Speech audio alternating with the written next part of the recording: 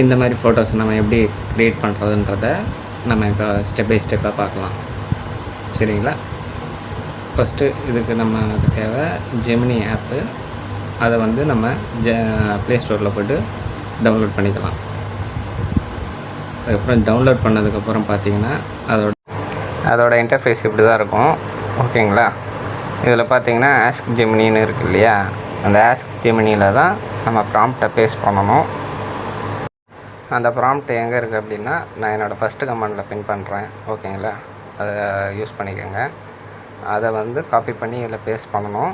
Plus அதுக்கப்புறம் பார்த்திங்கன்னா அதில் ப்ளஸ் சிம்பிள் இருக்குது இல்லையா, இந்த ப்ளஸ் சிம்பிளில் வந்து உங்களுக்கு பிடிச்ச ஃபோட்டோஸ், நல்ல ஃபோட்டோவை ஒன்று சூஸ் பண்ணிக்கோங்க.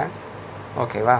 இது அந்த ஃபோட்டோஸை சூஸ் பண்ணதுக்கப்புறம் இந்த ப்ராம்ப்டை காப்பி பண்ணி இந்த ஆஸ்க் ஜெமினி அந்த இதில் டிஸ்கிரிப்ஷன் இதில் போட்டுருங்க.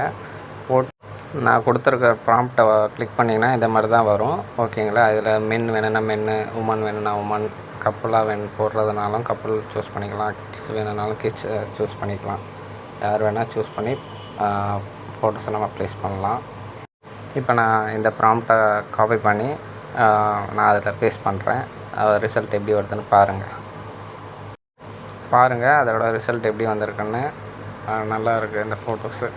இதுபோல் மேலும் வீடியோஸ் தெரிஞ்சிங்கன்னா நம்ம சேனலை ஃபாலோ பண்ணிக்கோங்க, லைக் பண்ணுங்கள், ஷேர் பண்ணுங்கள். தேங்க்யூ.